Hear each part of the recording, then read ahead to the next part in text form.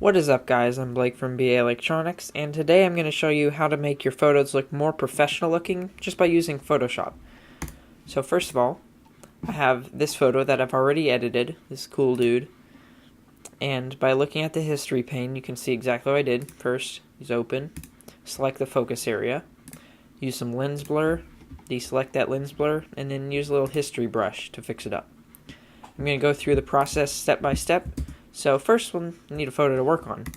I'm going to use this photo here, and this is from a recent baseball game that I went to, took photos for.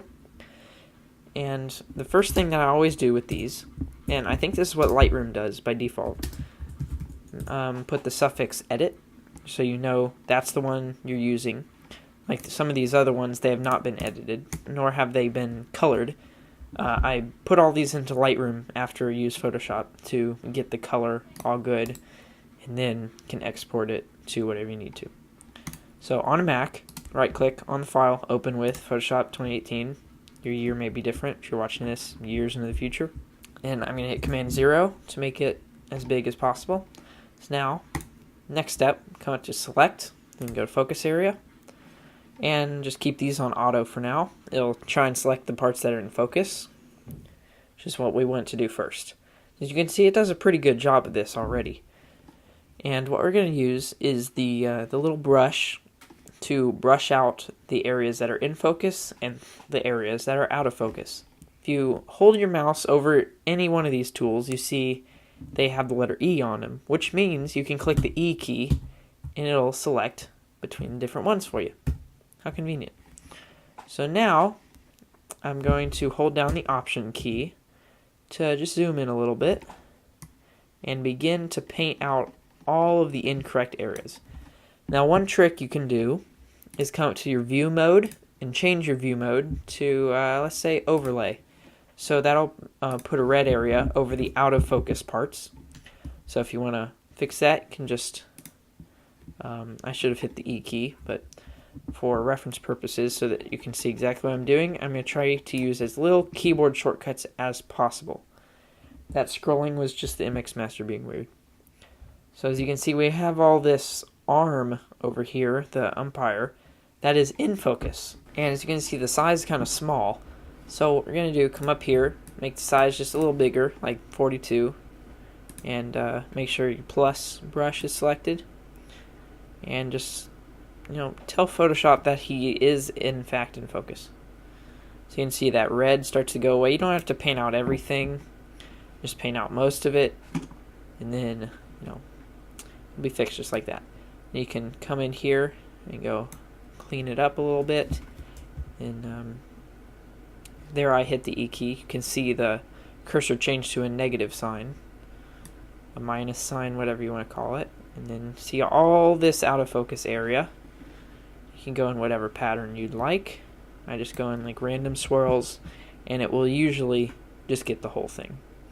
See, there's some areas down here. That's what I really like about this overlay pattern. You can see exactly what is in focus and what's out of focus. See all these little parts? You don't have to get every single little bit. Just get the majority of it, and it'll fill in the rest for you. There's a little spot there, and then there's a lot of field here. Obviously, if you have a different mouse, you might want to experiment with different patterns. I'm using an MX Master 2S on quite low DPI, so I'm actually moving it kind of fast to make this cursor move kind of fast. I also have a graphics tablet, which basically just moves the mouse around like a pencil. But the only problem with that, I'm using the micro USB cable from that to connect to the microphone. So unfortunately, I'm not using your graphics tablet. I'm only using a mouse, which is a good representation to show you that you can actually do all this stuff without like a tablet, or you can just do this with a regular mouse. So now I got this little green area that does need to be out of focus. So I decrease my size to about 10 or so. It actually needs to be decreased down even more, so I'll put 4 so that it can fit through this little area. And select the majority of it. And I'll see, oh, all that stuff's green? Okay, it's out of focus, I guess, because you told me all the other parts were green that were out of focus. So why wouldn't this be? So now, as you can see, we've got all the stuff that's in focus, all nice and colored properly. And actually, you might want to go over the back like this. I'm going to push the M key to go back to the marching ants view, which is what that's called. There's all these different things. You can press F, you can press X to disable all of them, as it says here. Or you can just simply just click the corresponding letter to each one. So I usually just use M and V. And as you can see, the edge of him is looking pretty good. Not in that sense. The bat edges of it are pretty good. This could use a little cleanup on the edges here. But don't worry if you don't get it perfect the first time, because there is such a thing called a history brush. And I will show you how to use that in just a second. So you can see we've got all the in focus stuff selected properly. You click OK. There you go. Come up to filter. So you can see I did this for the last photo, so it still shows it in the recent stuff. Come down to, went too far down. Go to blur and lens blur. And here's where it really comes down to your type of styling. You can either use, I just use the hexagon because it's the easiest, but you can actually look inside your lens, see what shape your aperture is. Mine's 7, but I just keep it on 6 because that's the default and I don't get confused. And the radius, you can just experiment with different radiuses. Some look kind of fake, like this one. You can obviously see that there are some sharp edges to this. A reasonable radius for this type of photo would be about 30 to 40. So I'm going to set it to 30. And see, that's a good compromise between soft edges and a blurred background. I don't usually blade curvature, rotation, any of that stuff. You can always come back and do this later if you need to. I'll show you the history pane that can tell you how to do that. Now you click Command D, deselect everything. And now you can come up to history and you can see exactly what we did. Open, originally looked like that. You select the focus area, apply some lens blur and deselect it. Open and deselect. You can see there's just a subtle change, but it does look a lot more professional when you don't have all these chromatic aberrations around the ball and stuff like that. It really helps just really blur everything out. And that was a glitch right there, because I'm working off a Hackintosh, not totally stable. So now, if you look over his helmet and his bat and stuff, let's say that, there is a mistake down here. So what you're going to do is come to your history panel. On my layouts right here, might be the same on yours. You want to click on the open so it goes to your original image. Because this has not been changed at all, you can just drag your history brush right over the parts that you did incorrectly, and look, it fixes it for you.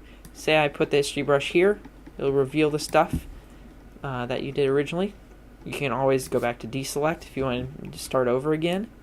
History brush is a really convenient tool if you just want to correct some of your previous mistakes. Now I say the picture looks good. So now you can come up to File, Save, or simply just click Command S.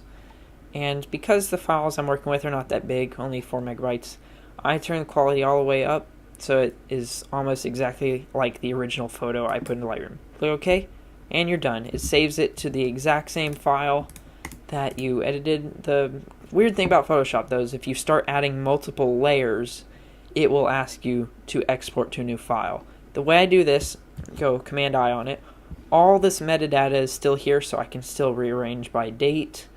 I can do all that stuff, like created today 351, which is when I took the picture, modified 925, which is right now. So this is a really convenient way to keep all your metadata and yet still edit in Photoshop.